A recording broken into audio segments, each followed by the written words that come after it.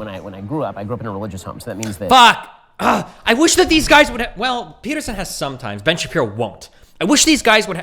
I also hate that Ben Shapiro. I don't know if he just has an unwillingness to engage with philosophy or what, but he uses these words so often, objectively. Like, bro, shut the fuck up. You're talking about like probably from a specific community. The Dali man is attacking Wikipedia now. What? Sometimes I feel like you guys are so keen to disagree with every single thing he says, you'll question mark anything. What he's saying is actually true, though.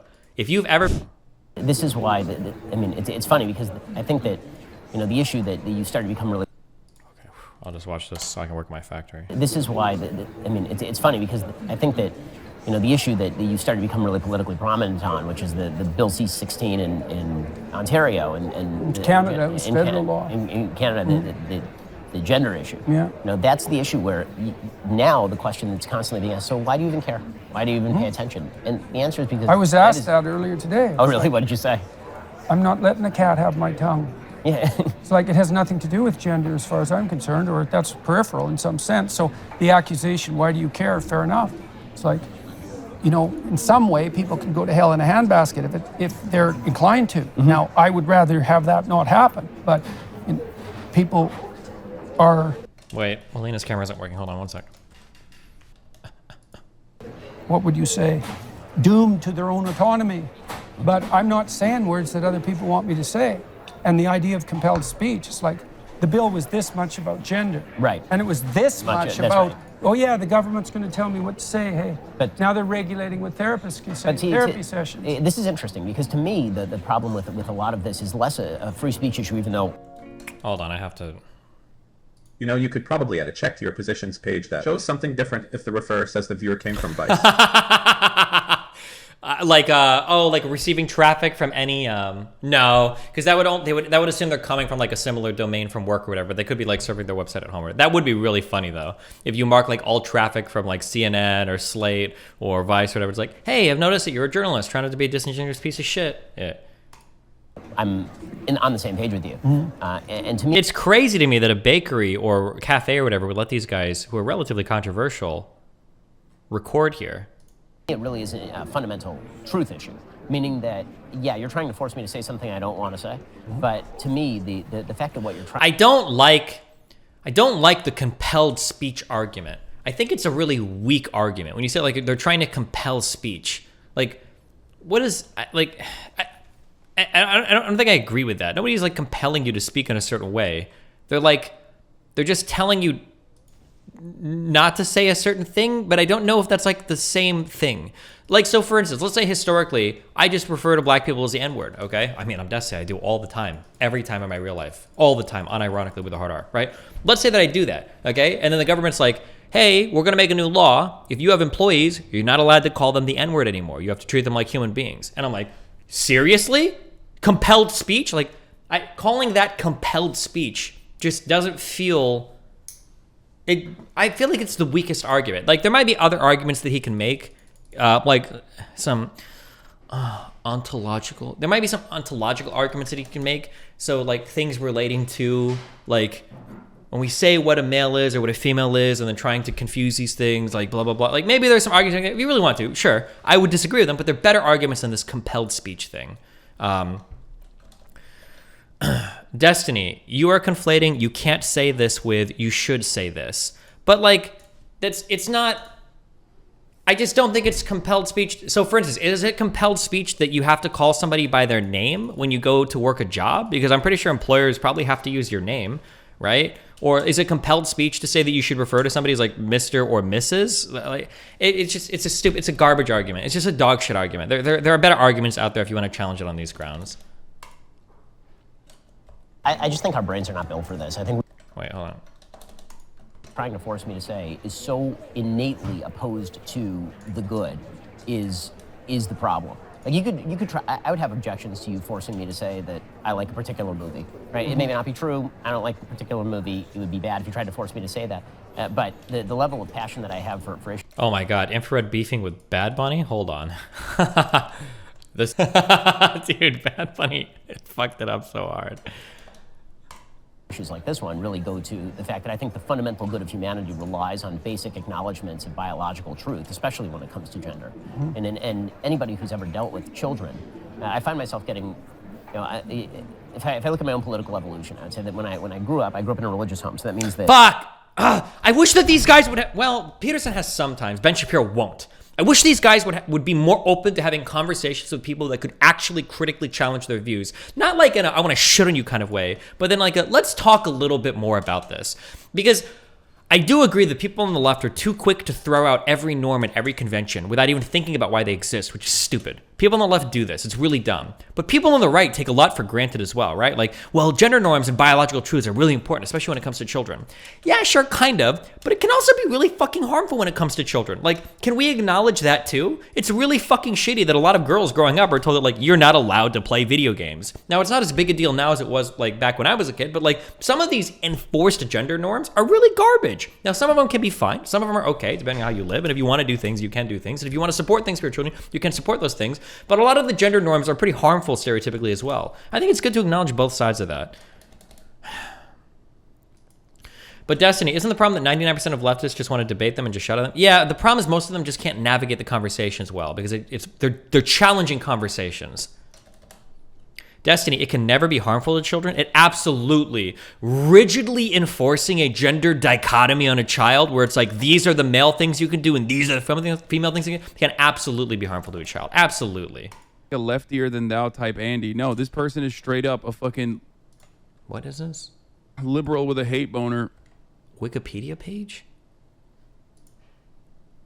Probably from a specific community. The Dali man is attacking Wikipedia now? What?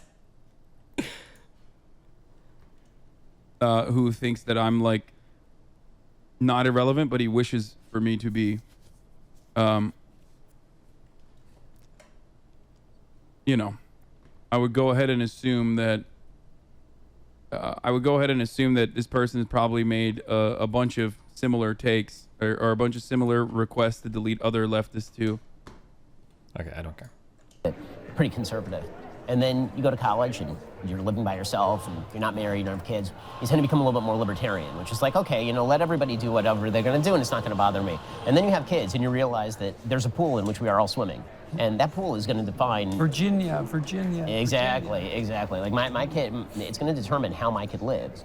And I want my community to reflect some of my values because I don't want my kid to live in the toxic sludge that you are creating for my kid. I don't want you indoctrinating my kids in bullshit about whether yes, exactly. a boy can be a people girl or a girl can be people a will boy. say, well, I'll exceed, but not for my children.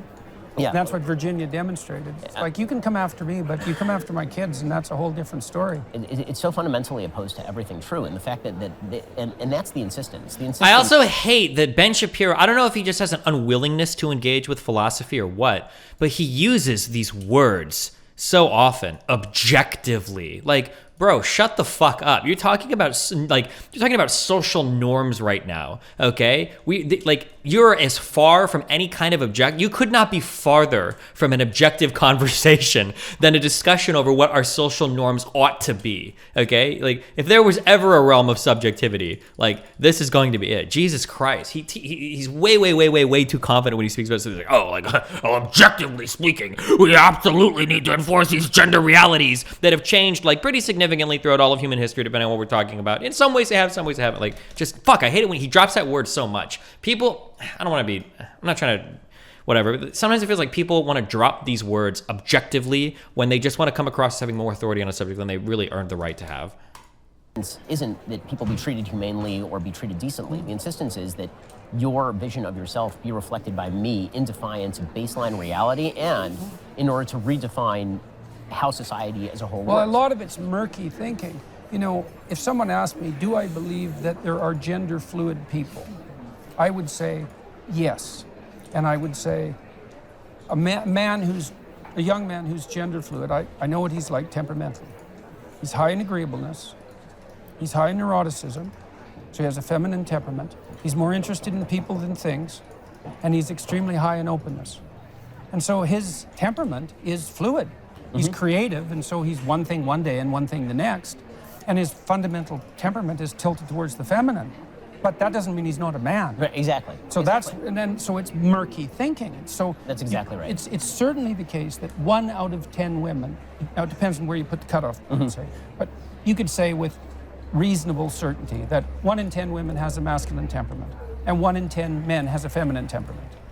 And so that's a lot of people. And those people, especially if they're also creative, well, they're kind of at a loss in relationship to what to do with their identity, because they're pulled.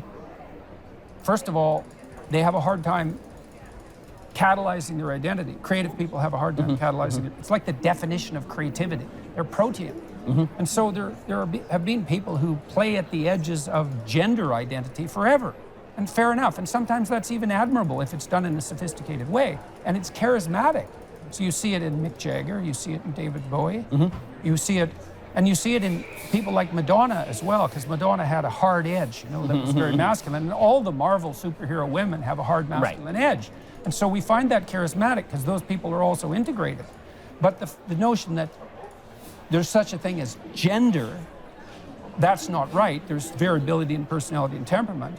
And the idea that there's no such thing as biological sex, that's just insane. It's insanity.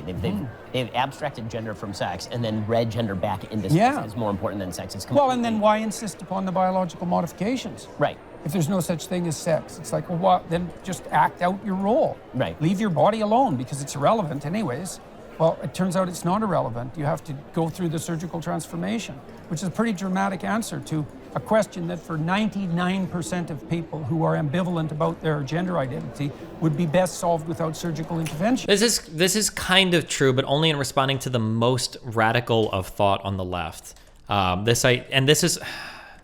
It's so annoying because this is why I fight with these dipshits like Demon Mama so much, because the dog shit arguments that they put out are indefensible, right? If you're going to tell me that like sex isn't real, or that like these things are entirely arbitrarily constructed, then Jordan Peterson's next answer here actually is next question is totally reasonable. Why the fuck did you have a surgery in the real place? Just live however you want to live then. Act out your role, right? If you think anybody can be like an attack helicopter, gender, or autism, okay, then why do you need a surgery to match any body shit? If you don't think any of this is real anyway and it's all arbitrary, This is my huge problem with idiots like Demon Mama or anybody else pretending to be able to have these conversations. It's super frustrating because the point that Peterson brings up here is a true and valid point. Yep. And then so now in Canada, because they banned conversion therapy, it's now all affirmation therapy. Right. There's no such thing as affirmation therapy. Right. No, it's insane. I mean, the semantic game that was used in order to say, well, conversion therapy. Your objectivity rant just now is whenever you talk about the gym, food, movies, television, and music. No, it's not. You're just a Care Bear dipshit, baby. I phrase all of my stuff so carefully, and it doesn't even matter. I'll say over and over again, like, oh, this is just my opinion. Like, I don't necessarily think I found this to be that. But even if I say that over and over again, like, you guys will still come out like, why does Destiny think that Dune was an objectively fucking horrible? No, I'm just giving you my opinions, okay?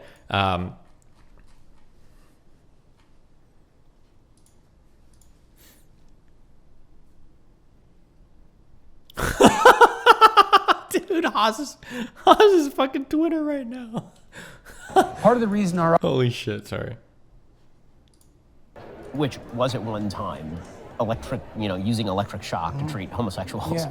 And saying that that's the same thing as you have a gender-confused 12-year-old. Look, I had a 14-year-old kid who was a client of mine. And, he was in the mid stages of puberty. He was a pretty creative kid. Agreeable kid as well, right? And that's important. So he had a bit of a feminine temperament. That also meant he could be pushed around fairly easily. Well, there was an aggressively gay guy in his school was hitting on him and trying to convince him that he was gay. Well, he didn't know. So he wanted to talk to me about it. It's like, well, I was going to tell him. What the hell do I know about this kid? Exactly. And I wanted to hear what his problems were and how it might be sorted out, what he wanted. And like that's what you do in therapy, is you help people sort out their problems. Now this idea is you come to me with an axiomatic claim, whatever it is about your identity, and my job is to rubber stamp it. It's like, I'm not a therapist then. So this is not only insane, this insistence. Like I like to think of truth, untruth, and anti-truth, right? And the notion that therapists affirm is an anti-truth because look, let's say you come to me and you say, you have a proposition about yourself, and I say, no, I'm your therapist. No, that's wrong. It's like, that's not good therapy. But neither is you have a proposition about yourself and you're disturbed enough to come to a therapeutic session. And I say, yes, you're right. It's like, I don't know if you're right. And if you're so right, why are you here? Like, what are we talking about if you're already right? It's a destruction of basically the only form of therapy that we know to work. Yes, cognitive behavioral therapy. It's all about Well, saying that so, this so are the entire- rest of them.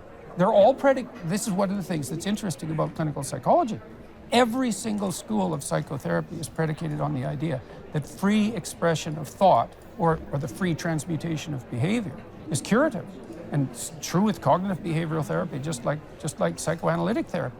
It's all the same thing. And also the other axiom of therapy is voluntarily expose yourself in measured doses to what you're afraid of. And so that's an interesting thing because the psychoanalysts believed when the behaviorists first came up with exposure therapy, they had it formulated wrong. They thought you learn to be afraid. So you're normal, and then something hurts you, and then you learn to be afraid of it. That's wrong.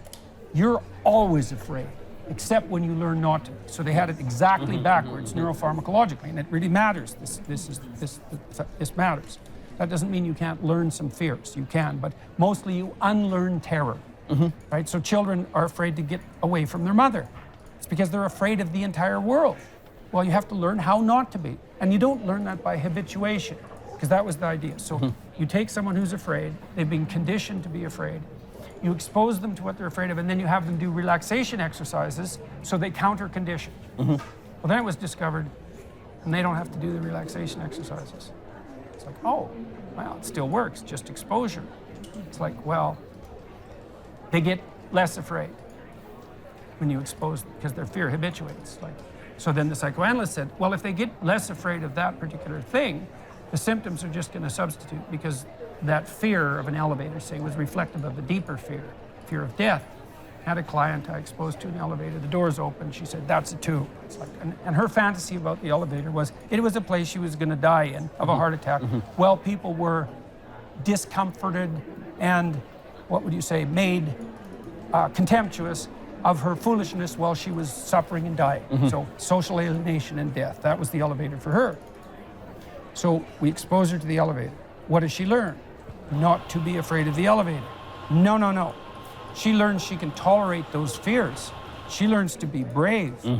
And so the psychoanalysts were they were diametrically wrong, because if you expose someone to anything they're afraid of, effectively they get less afraid of everything, right? And so that's partly why psychotherapy is curative in that manner, is that people discover that they're bigger than their fears. They don't discover that the fears are trivial. I think that the cult of authenticity is going to be the destruction of all psychotherapy, and then, because if the cult of authenticity is that your true authentic feelings are what makes you you, then the attempt to make you brave in spite of your fears is a suppression of your fears. It's almost like a Freudian analysis of you're suppressing your sexual desire, and this is not full authenticity. Yeah, right. Why isn't the This is, fuck. I feel like as time goes on, these statements are going to become a little bit more true. It's not healthy to validate every single feeling that a person has. Or rather, you can validate feelings, but at some point we need to understand that some feelings can change.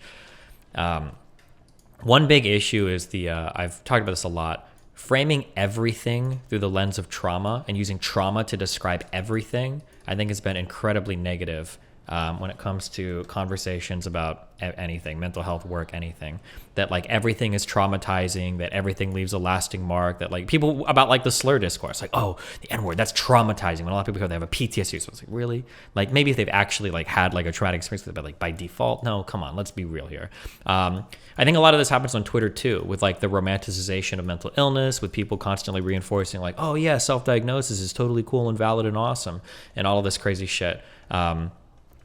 I think you have to be really, really, really careful with this stuff. No, you have to be careful. It's bad. At some point, you should be able to say, like, hey, we need to be able to talk about this, and you need to be able to put your big boy pants on or big girl pants on, and, say, like, hey, you might have a feeling, and not all of your feelings are necessarily reflected in the real world. Not every single time a woman is treated poorly, every single time a black person is treated poorly, it doesn't always mean somebody was racist. You might have been an asshole. You might have fucked up. You might have legitimately not gotten that job because you suck. It's possible.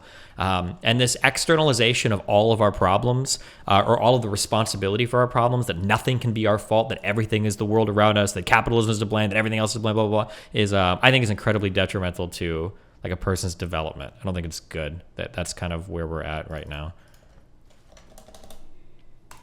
Fear you. Right, exactly. The authentic you. Exactly, and I think that that's kind of where we're going. It seems like that. Yeah, well, so this movement towards unity that we were talking about, this is a place I think where, like, informed liberals and conservatives could meet. It's like, well, there is this authenticity, let's say, and drive for adventure, and you see that elevated to the highest place in some sense in the more careless Disney movies, but the full manifestation of that in an integrated sense is the drive towards authenticity inside this higher order unity. It has to be, because otherwise it's disuniting. It causes fragmentation and chaos. And so it has to be subordinate to a higher order end. And then you might say, well, what is that? Part of that's the reciprocal altruism that the evolutionary biologists are always on about. It's like, some for you, some for me. Seems like X is valid played into this a lot. People took that and made it that X is correct, which goes pretty far beyond what valid was supposed to mean. Yeah, true. It's kind of like how some people we have firsthand experiences with will weaponize certain psych terms because they don't understand what they actually mean. And I'll explain this again since it needs to be said because apparently nobody understands this. Can you can you jump all the way up on top of the world if you keep jumping up on these? A feeling being valid does not mean that the feeling is reflective of reality. It doesn't mean that the feeling is good, and it doesn't mean that you shouldn't try to change the feeling. Saying that a feeling is valid just means that if you feel a certain way, it's okay to accept that you have that feeling, but maybe it's a feeling that you should change. People completely misunderstand this concept. Valid does not mean that it should be never changed and that it's a good thing. But yeah, ugh.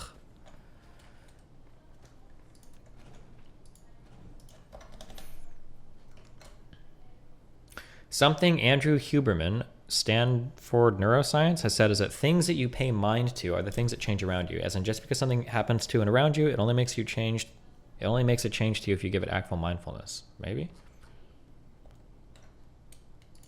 For you, some for me, in measure, right? And that makes both of us richer.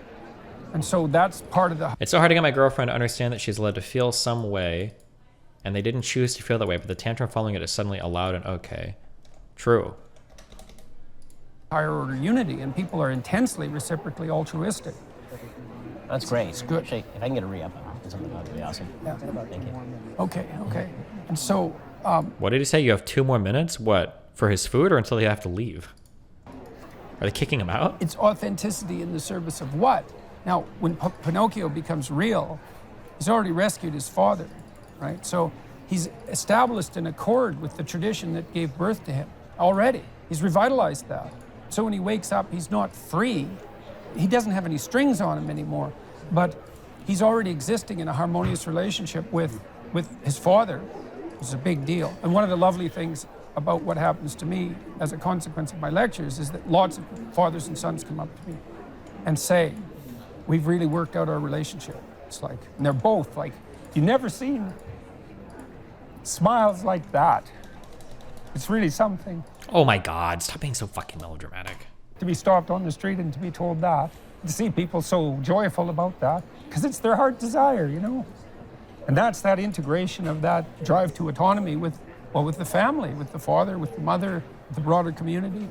All that has to be in a higher order unity. Yeah, exactly. And I think that's the conservative insistence, right? Exactly. Is that there are these, the wall, as you said before, the walls have to exist. You can have autonomy, but the autonomy has to exist within the walls. And then once you let the autonomy or the rationalism destroy all the walls, well, there's no place for it to autonomy sit. without the walls. There's Right. just chaos.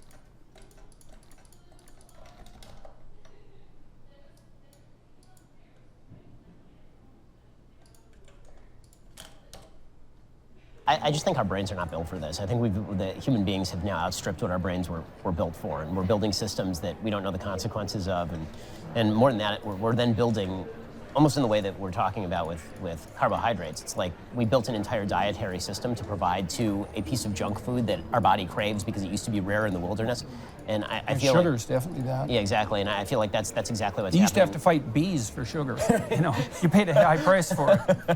Right, exactly. And now I feel like that it's the same sort of thing with regard to social media and the metaverse and all this stuff. I think we're constructing worlds that are just designed for the sugar high and the dopamine release. And Yeah. I'm afraid that we're going to live inside it. I was reading Robert Nozick the other day, and he has this thing in Man and I'm trying to remember the name of his book, State and Anarchy, and he has something that he Oh my God, I just realized I'm not going to be able to take anything out of these, am I? The CDC website echoes something similar to the New York DOH post in terms of the risk factors that is prioritized more.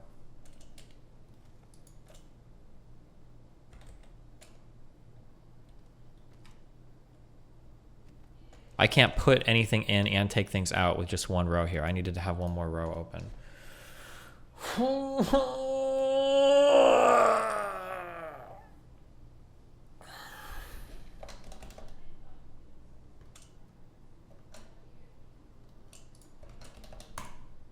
he calls the experience machine, and his basic theory is that if you are given the choice to live inside a machine where you get all of the yes. feedback loops of pleasure and it feels real and all of this stuff, you still wouldn't choose to live in it because you would understand that you're not having any real world impact.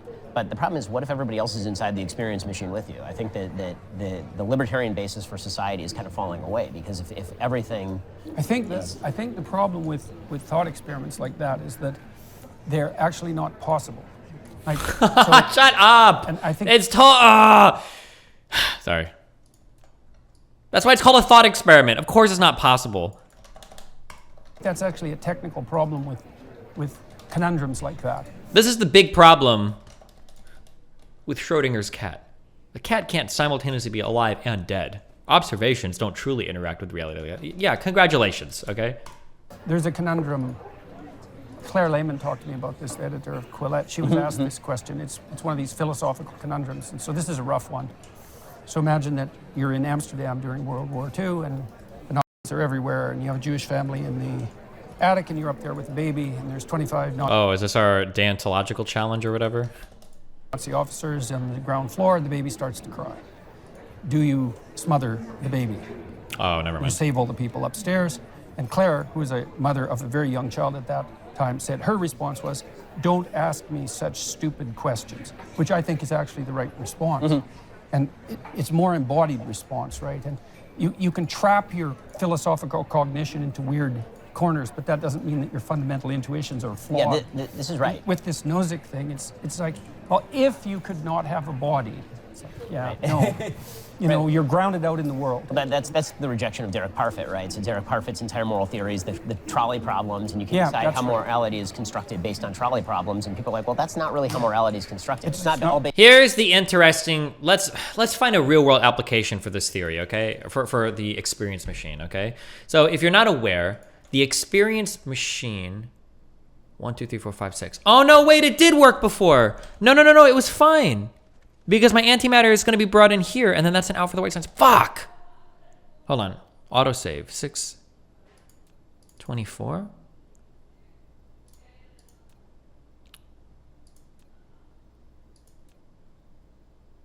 Who's he talking to? I'm talking to Yo Mama.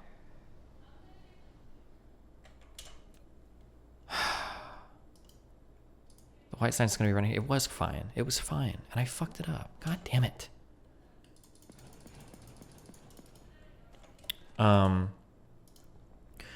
The experience machine is the idea that somebody says, if you can step into a machine, and it's not real, but if you can step into a machine and you'll live like the perfect life for the rest of your life, every possible pleasure, everything will be great, all the love, all the real shit or whatever you like in this world, you can have it in the experience machine, but it'll all be fake. 1, 2, 3, 4, 5, 6, 7, 8. But once you're in the experience machine, you won't know that. Would you do it? And the answer most people give is, well, no, because it's fake. But if you wouldn't truly know, you know, how could you say no to that? And I think the real world application to a question like that comes in with severe drug addiction. Because I think that any reasonable person would say, like, okay, obviously I'm never going to be, why the fuck would you ever be addicted to heroin? What a stupid choice to make in life. That's so dumb. Don't do that. It's obviously stupid. But once you start doing heroin and you're in that world of heroin, well, now it's like, you know, this is actually like pretty fucking awesome. The real world sucks. I can enjoy this over and over again. It's just interesting conceptually to kind of like test, like, what does the human brain look for? Like, does reality matter that much? Can our emotional state influence the choices that we make? Like, I think there's a lot. I think there's a lot there to grapple with. And to simply dismiss it and go, oh, well, this is a stupid thing. This isn't realistic. Especially to a guy that like was literally in the hospital addicted to benzos, right? And he had to get like fucking a huge, detox program and shit. Like, I think it's a valid question to ask. Because every time Peterson was popping a benzo, he was essentially entering that experience machine. He was sacrificing the real objective world for whatever happiness existed in his mind when he was under the influence of that drug. Based on edge cases, It's right? not really how it's constructed at all. It has to be embodied, for example, and that's a crucial issue.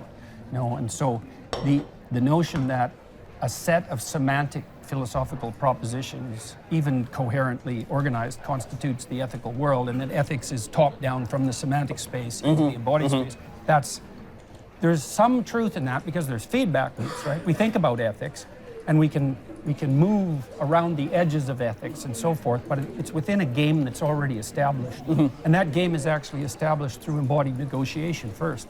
So when you see Moses leading his people through the desert, they're all fighting and scrapping away, right? And then he sits as judge of them for a very long period of time. It's months or years even, so much that his father-in-law says, you have to stop doing this because it's exhausting you, right? It's after that he receives the revelations from on high. And so my sense of that psychologically is it's a story about the fact that morality is encoded in our behavior in a deep level. And so deep we actually don't understand the morality. But then now and then we get an imaginative insight into the moral pattern. And then we get a semantic representation of the imaginative insight, and that's this revelation. It's like, here's a moral rule. It's like wolves suddenly becoming semantically conscious of the authority relationships in their pack. Oh, that's really good. I like that a lot. That's quite took me good. like 20 years to pick up, so put a lot of effort into that. Yeah, no, there's a big kind of rich debate in Jewish philosophy over whether Moses is right to listen to Jethro. So Jethro comes in and says you need to devolve authority to lower levels. You need the princes, you need the judges of the tens, and then the judges of the hundreds. Yeah, which is a lovely way of thinking about it too, because they parse out I thought that's what should have happened in Iraq, right? Kill the tyranny. Well, what do? You have to establish a hierarchical local authority. Yeah, exactly. So Jethro, centralized control doesn't work. But one of the big questions is whether, in doing that, is Moses setting the stage for all of the chaos that follows? Because once you give up the authority that he has, the direct authority, and you have now layers of authority below him, how much authority can you devolve to layers below you without? Bro, are you okay? Destiny, you're arrogant and ignorant, a dangerous combination. Where's your Swedish girlfriend? Sucking on 5 black dicks somewhere? What a fucking dumb bitch. And you are a complete clown. Ignorant, low IQ streamer. Jesus. What is she up to right now? Go fast or anything like that, but I was like turning Oh, on like no black dicks yet. I'll keep an eye open for him. Thanks for the heads up, Chief. Giving up the prime authority at the top, right? That is like one of the cardinal questions of life, isn't it? If you have a family, you want to devolve authority and facilitate autonomy. And the question is, how much can you do that without generating disunity? And I would say it depends on the value of the goal that unites you. And then that brings up another question, and this is a question I would say for the moral relativists. I was talking to Rupert Sheldrake in Cambridge. He has lots of wild ideas, but I was conducting a seminar there on the nature of the uniting ideal. So it was imitation of the divine ideal. So you need a higher order aim to unite subordinate drives, right? So the question then is, what becomes the highest order ethic? Right. It's like the pyramid with a gold cap on the top, or the Washington Monument with a pyramid on top of it with this aluminum cap on. Something's at the top. And the thing that's at the top is actually qualitatively distinctive from all the things that are subordinate to it. So the question is, well, what's that highest order uniting principle? And, well, one answer to that the 3 religions that are based on books have proposed is it has something to do with the authority of the word. And Christianity, that's developed into the notion of the divine word. And you see that saturating Judaism as well. And that's at least in part because the thing that has to be superordinate is freedom of it's not freedom of thought exactly. It's more like freedom of consciousness, because logos isn't thought. It's not logic Right. either. It's much broader than that. It's more like consciousness itself. And the reason Logos I in think what that's true sense? technically is because imagine that consciousness and attention are in some sense isomorphic, right? I mean, when we pay attention to something, we become conscious of it. Okay. Consciousness is the mechanism that generates proximal solutions and dissolves and regenerates them. And so all the proximal solutions have to be made subordinate to respect for the process that generates all the... Oh, okay. Yeah. Makes sense. Okay. I think it's a cardinal presupposition of psychotherapy, because what you do in psychotherapy is you allow people maximal freedom of expression, right? You don't impose your views on them. Even the Freudians used free association. Say whatever comes into your mind, and it turns out that that process of untrammeled expression in good faith is actually curative. It actually makes people better. It leads them to what they're afraid of. That's one of the consequences of free speech, right? Because you tend to circulate around what bothers you and what disturbs you, and so untrammeled freedom of expression will lead you to the source of your fears, and then you can confront those fears, and then in confronting them you can get more courageous. That's all part of it. Obviously. Do you think Benny Ben is following the conversation? I feel like we're talking about a lot of random shit right now.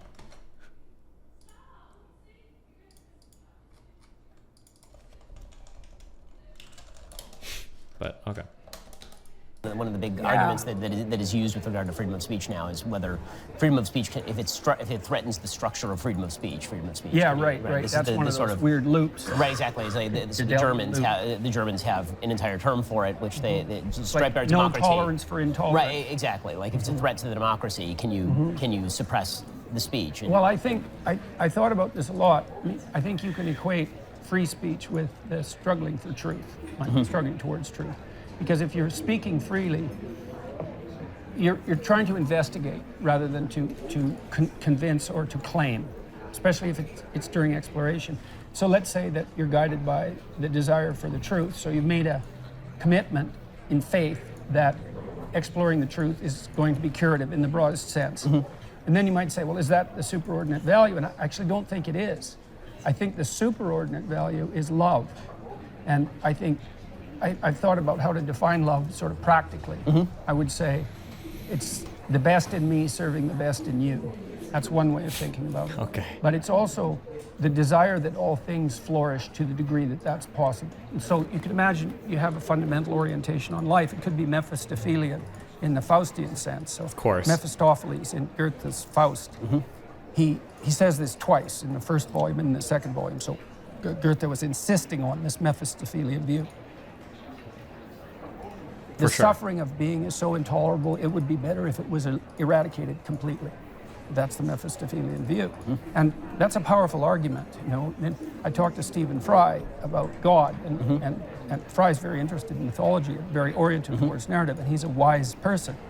And he said, he was angry, and he said, well, I'd call him out for bone cancer in children. It's like, fair enough, you know, there's a lot of undeserved suffering in the world, and you might think, well, the whole bloody thing should be brought to a halt. My sense of that is if you pursue that path, you make everything worse. You don't make everything better. You start to become part of the process that generates the suffering you're objecting to. So you take the opposite of that viewpoint. It's like, no, we want to make everything better for everyone, including our enemies. And that's the orientation. And so I would also say that's faith. It's like I'm going to act as if I wish that everything could be as good as it could be, and then maybe even better than that. Okay, I also feel like, to be fair to Benny Ben, I don't fault him necessarily for being lost in this conversation. Ben also, or Jordan Peterson sucks at conversation too, because I think you have to slow down a little bit, or at least like try to hook into what your interlocutor is talking about, rather than just kind of going. Sometimes Peterson will just start going off, and it's like, bro, like slow down, okay? Like. And decide that being itself is worth the effort and the repair. And then inside that, then I think truth works, because... But there has to be mutuality there, obviously. I mean, the person that you love has to love you back, right? The sort of unrequited love you're talking about on a broad level, if it's only one way, you're going to end up giving an enormous amount of leverage to people who are not interested. Yeah, well, in your that I wouldn't call that. That's why you have to be wise as a serpent. Is that it does demand reciprocity, but I would say that if it's mature love and not naive love, and those are very different things. They're like the difference between naive trust and mature trust. Naive trust is everyone's out for the good of everyone and no one will ever hurt me. That's naive trust, and you hit someone malevolent and that just blows into pieces. Right. And it might bring you down, like with it, because a lot of people get traumatized by malevolence. But courageous trust is, I know perfectly well you're full of snakes, just like me. But, we can meet as men and women of goodwill, and we can move towards the good together. And the freedom of our discourse will facilitate that. And if we orient ourselves properly, then we'll enter into a joint enterprise that's aimed towards the good. And that works.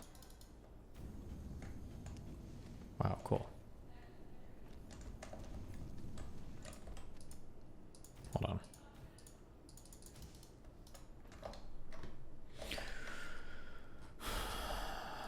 Last one. Part of the reason our eyes are the way they are, they have whites. That's an evolved adaptation so that we can see what other people's eyes are up to. Interesting. And everyone who didn't have visible whites, Wait, what? I've never heard this before. It might be true, but I've never heard that before. whites either died or was killed or didn't mate. Right? And so I want to see where you're pointing your eyes, because you're devoting a tremendous amount of cortical energy to that value specification. I've heard And this if I can before. It's a psych meme. Half the shit from Evo Psych is some crazy shit. It might be the case, but I don't know. see what you're pointing your eyes at, then I know what you value. Then I can mimic your body with my body, and we can fall into the same, what would you say, the same Rhythm, game. yeah, Yeah, exactly. the same rhythm, Yeah, absolutely. yeah. It And you is- see that in music, right? Because the musicians are heading towards a note. They all know that. They know when they're going to jump up and down in unison and hit that note. Right. And then they can play along the way. The music has a point, or you don't even want to listen to it. And it's so satisfying when they hit that climax all exactly. together, right? It's like, Yeah. we got the point, man. It's true in relationships too, and I think that as we atomize ourselves in our relationships, I think the relationships break down. That you have to have that rhythm, and you also have to have the ability to. That's why you dance with your partner. Yeah, that refusal to acknowledge the differences that you have with your partner. And there's a beautiful thing in the beginning of Genesis. So the phrase that's used when it talks about Eve and Adam is before. So it's really fascinating. I mean, the whole thing is really beautifully symbolic. That Eve never receives a name until after they're kicked out of the Garden of Eden. She's called just the woman until that point, and then he names her, right? He first names her and he says, she will be called Isha, right, which is a derivative of Ish, which is the same word, just add a hey at the end, because that's how he sees her. She's a derivative of him. She's just an object for him to use, and that's why she ends up talking to the snake. Because if you're seen as an object by somebody, why would you want to talk with them? You're not an independent human being, and it's only That's after. why you don't want to dance with someone who only has sexual gratification on their mind. Exactly, and then she sins, they're kicked out, and then he renames her Eve, right? Adam calls her Eve. Okay, so because hold she's on. the mother of all the the first of all name this is living. given by who? Adam? Adam. So he's naming all the animals, Yeah, right? yeah. And then it says that. And that's giving no- them a reality, a semantic reality. Right, and then God says none of these partners are, and Adam can't find a partner. Right, they're not suitable. And he says, so I'm going to give you a helpmate. You need a woman, not a dog, not a pet dog. Exactly. He says you need a helpmate, but the Yeah. phrase that's used is ezer kenegdo. So it's translated helpmate. Yeah. What it actually means is a helper against you. Oh, That's what it actually means in Hebrew. Ezer kenegdo, right? so there's an adversarial element in there. Yeah, because what You know, makes you a there's better this person idea is the called- adversarial element. There's this idea in neurophysiology called opponent processing. It's really cool. So if you want to move your hand really smoothly this way, you can do it like that. But it's nowhere near as smooth as if you do this. You can be absolutely precise. So you really tense this hand against this hand, and then this one relents a little bit. It's absolute precision. And so that adversarial process, you imagine that women and men are slightly different temperamentally, or even quite a bit different. Well, you're trying to hit the mark, but the mark Okay. Sometimes I feel like you guys are so keen to disagree with every single thing he says, you'll question mark anything. Okay? You're like a Twitch chat. Even when you guys do this to me, it triggers the fuck out of me. What he's saying is actually true, though. If you've ever been a kid that snuck around at night, now maybe I figured out because I have a huge brain, okay? But if you've ever been a kid that's trying to sneak around at night, you ever do the thing where you want to open a door really slowly? You know how you do it. You don't twist the handle. and then open the door very slowly. You put your hand against the door, you twist the handle, and you push on the door, and you pull with your hand, and you can very, very, very, very, very, very, very slowly open the door that way. Has nobody ever done this before? Am I the only person that's... You do this, and it lets you open the door incredibly slowly. If you're ever trying to like sneak in and out of rooms or whatever, and not get like fucked with by your parents or whatever.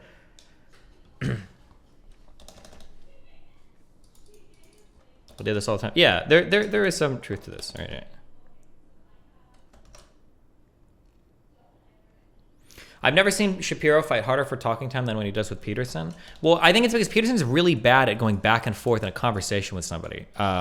You can tell because a good conversation should have both people. So here's, I'm going to say this and now they're not going to do it, right? But here's something, this is the hallmark of a bad conversation. A good conversation is, I start a conversational thread, and then somebody else will pick some of it, and then they'll start talking, and then I'll pick some of that, and then they'll pick some of that, and then and then we'll kind of like go down this thread that we've started, and we kind of talk back and forth.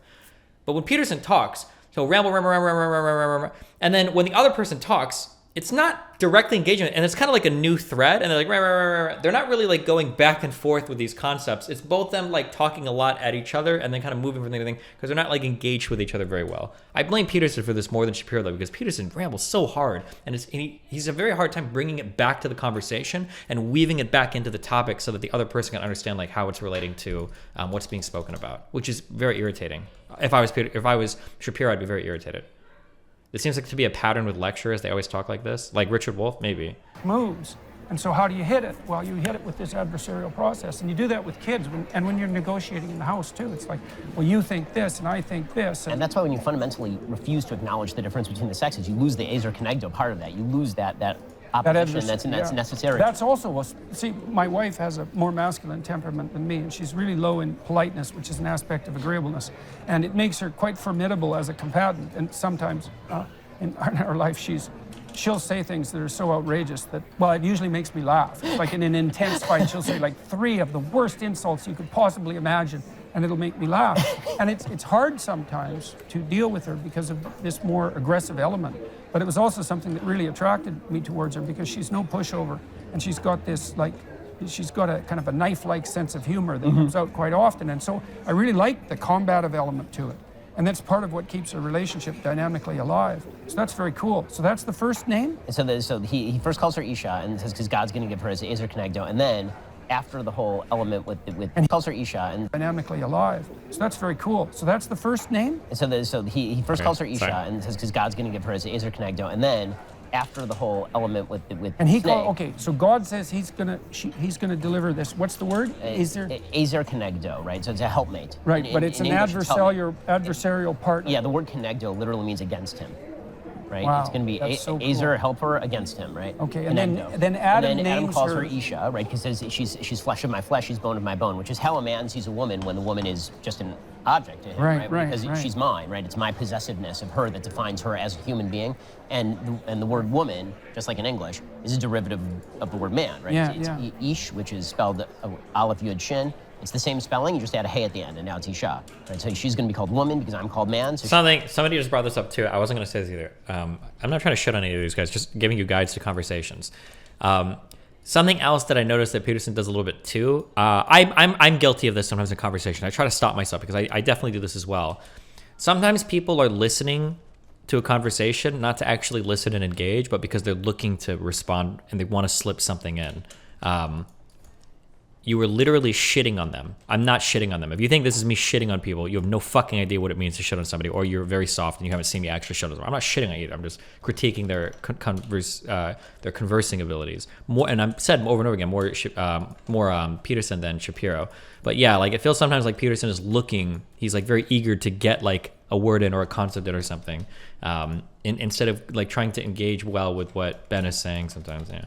She's a secondary derivative. She's a secondary derivative of me. Right, which is how a man would understand a woman. It's like she's like me except smaller. Right, exactly. Right. And then once she starts to bear children, then he calls her Chava, right, Eve, the mother, which is the same root of life and Chava, right? Chai is the same root. So it's is that etymologically related to the word for chaos? Do you know? In Hebrew? Hebrew? Yeah. Like at The formless chaos at the beginning of time. Is there a relationship between that and Eve's I name? don't think so. I'd have to check it. But he says she's the mother of all living, and then that's how she's defined. What gives her a meaning is the thing that actually does give women meaning, and that we as a And the society source have of all decided things. to, right, is the ability to bear children, which is of course what we as a society have decided to deride and pretend is not a superpower and treat as a secondary aspect of femininity, when it is in fact the primary aspect of femininity. And so it's really it's quite fascinating, and it's really, That's why I like Beauty and the Beast.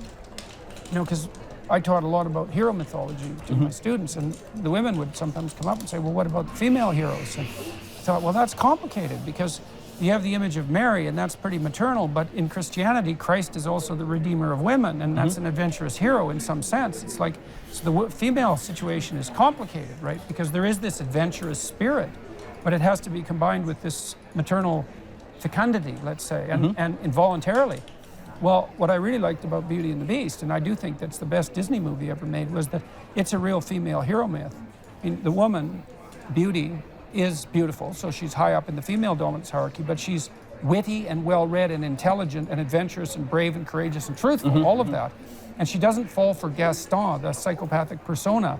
And young women are much more likely to fall for men like that, by the way, than women who are slightly more, what would you say? Mature. Wiser. So they'll fall for dark triad men, and that's partly how psychopathy propagates itself across the generations. Don't tell Anna. Right? They can be enticed by psychopathic personas. But she prefers the Beast. It's like, well, the Beast is the adventure. It's like, well, is this terrible man, you know, like he's rough, he's unhued, but he's got potential, right? And that's what really attracts her. And she wants someone who can guard the walls and make a safe haven for the children, but who's generous enough who's productive. Wait, what? I had a way different reading of that movie than this interpretation. Now, if we're interpreting media, we could interpret it in the way that we want to tell a story that we want to. But in terms of like having this being a grounded interpretation, I thought that the Beauty and the Beast had. I could be wrong. It's been a long time since I've seen this movie, like decades probably. But I thought the point of the Beauty and the Beast was way simpler, in that it was basically just like a don't judge a book by its cover. Like, I don't think she wanted the Beast because he was this hugely powerful person that could guard the walls. I thought it was because he was a genuinely good person. He just has like a frightening exterior. That's productive enough to be useful and generous enough to share. But technically we could read civilizes into these however we want if we're that's, trying to make a you know, point, I we guess. say, well, but- that's the female hero myth. It's like the civilizing of men is the female hero myth, and the civilizing of nature, in some sense, is the male hero myth. And to pretend that that's like a secondary pursuit, which is what the society says, that like what we should value is it. In a certain way, feminism is a construct of the patriarchy because They're completely, and it's modern guys, because the notion is, well, the men have got it all right, and all we'd have to do is for women to be more like men. right, exactly. That's your aim. This is, my wife is engaged in a series of discussions with this Jonathan Pajot I mentioned earlier. It's an inquiry into the symbolism of the divine feminine, because we have a real question in our culture. We have a more elaborated narrative of, let's say, call it masculine heroism, and a more differentiated sense of masculine totalitarianism as well.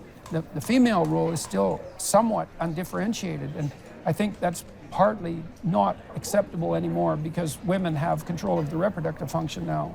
So a lot of this has to become conscious. It can't just happen automatically. Right. No, I mean that's right. And so at a time when the virtues of One of the big problems that I have with how conservatives traditionally read onto gender roles is people will say like, well, women just have a different role than men. They're not better, they're not worse. They just have a different role. And in an abstract sense, I can get that kind of like, okay, well, women excel at taking care of children, doing the home, blah, blah, blah, blah. But it does seem to be the case that there is an intrinsic drive for a lot of types of roles, and all of these are relegated to the masculine, which I think feels pretty shit. So, for instance, like, I think it's probably pretty common through human history that a woman might think, wow, it would be really cool if I could like fight and save a nation or do these cool athletic things or be a hero that goes on adventures, blah, blah, blah. That's probably like a pretty big staple of human history. I don't think that's that controversial to say that. But I don't know if it's ever been the case. So that's like an example of like the feminine desiring the masculine, right? But I don't know historically if it's ever been the other way around. If there's a lot of men that are like, God, it would be so cool to like just stay home and take care of my kids and to be really feminine and pretty and not be able to do any of these things. Like, I don't think the envy goes the other way.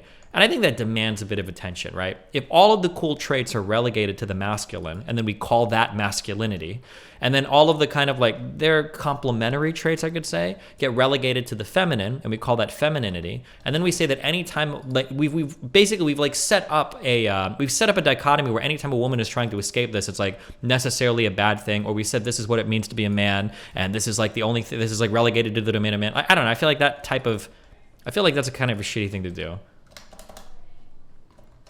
I mean, creating life, you don't think anyone ever thought of that? No. Come on, dude, really? You think men are like, God, I wish I could get pregnant and have a kid? Because men can create life just as well as women can, but we aren't burdened with the physical arduousness of it, right? A man creating life is busting a nut in a woman's pussy. A woman creating life is dilating her cervix fucking 20 times larger than it normally is, and then spending 8 hours screaming in a hospital, drugged up like a motherfucker because of the pain so that she can have a kid, right? We're not the same, okay, when we create life. So no, I don't think that generally men are like, God, I wish I could do that, you know? And we're not even talking about the annoyance of being pregnant for 9 months, you know? Femininity need to be taught more than ever. They're being taught the opposite more than ever.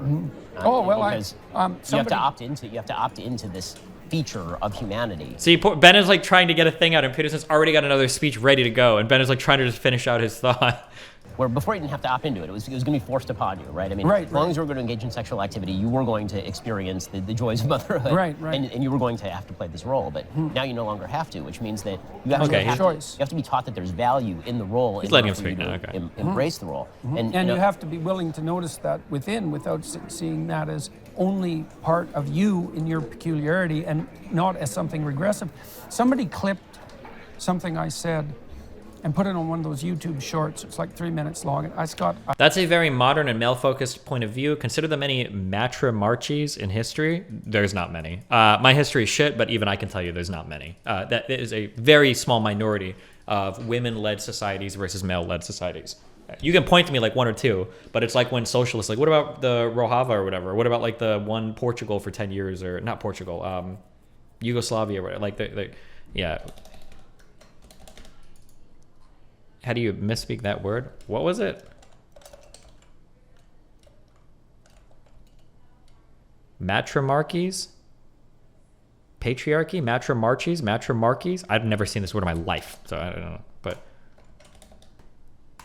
I don't know, 8 million views or something, and they called it Advice to 19... Oh, matriarchy. Oh. He spelled it wrong. I'm just reading what he said. Consider the many matriarchies in history. I don't know if that was like a word for like a type of female. Matriarchy would be a word I'm familiar with. He is trolling. You go read his thing. He literally said it. 18-year-old women. And so what I said in this brief video was that... Okay, so we'll go for another minute. Was that I've worked with women as peers my whole life. So I was part of the first generation, I would say, and certainly in my profession in psychology, there's been a plethora of women, certainly since before I entered the field. So I've worked with women as peers my entire life. And I worked, even before that, I worked in the daycare branch of Alberta Social Services and as a consultant, and that was mostly women too. So, and what I noticed about women, and this I really was struck home to me when I worked with high-end lawyers in Toronto, because I worked with the best law firms in Toronto for 10 years with their best lawyers. They would send them to me and some other people that were involved in this enterprise, and our deal was, we'll increase the efficiency of your high-end lawyers by 10% in terms of billable hours, but we work for them, not you. And so then I had about 15 of lawyers like this come and see me. They were skeptical to begin with, but We got over that pretty quick. And some of it was management discussion, some of it was strategy, some of it was sorting out their marriage, work-life balance. Like, it really depended on the individual, as it should in the therapeutic session. But we had a lot of discussions with the women because the law firms lost all their women in their early 30s.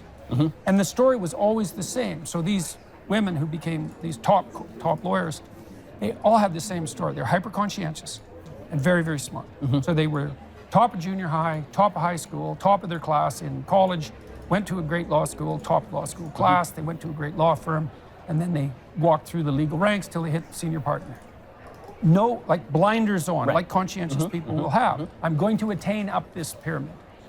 Then they'd hit 30 or so when they hit senior partner, equivalent of tenured professor. And then they woke up and thought, what the hell am I doing here? I'm working like 80 hours a week, 75 hours a week, flat out. Because you don't get to that level unless you're performing. And you get a call at 2 a.m. from some client in China who's got a corporate merger. It's like, you're awake and on it. Right. And you put that on top of everything, or you don't get paid $750 an hour. And you say, well, that's the patriarchy. It's like, no, it's not. It's the market.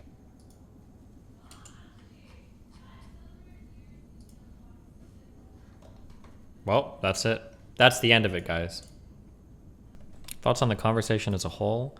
It's interesting, but society has changed. Like, no, society hasn't changed. We've always been this. I wish that these conversations would happen between smart people in adversarial senses. There needs to be more intelligent left-leaning people that can have like intelligent conversations about these topics that can provide a challenge. It's so much more interesting than listening to two people kind of like circle jerk on the topic. Not that circle jerks are always bad. Like, you can have like an entertaining circle jerk, but it would be more interesting listening to more.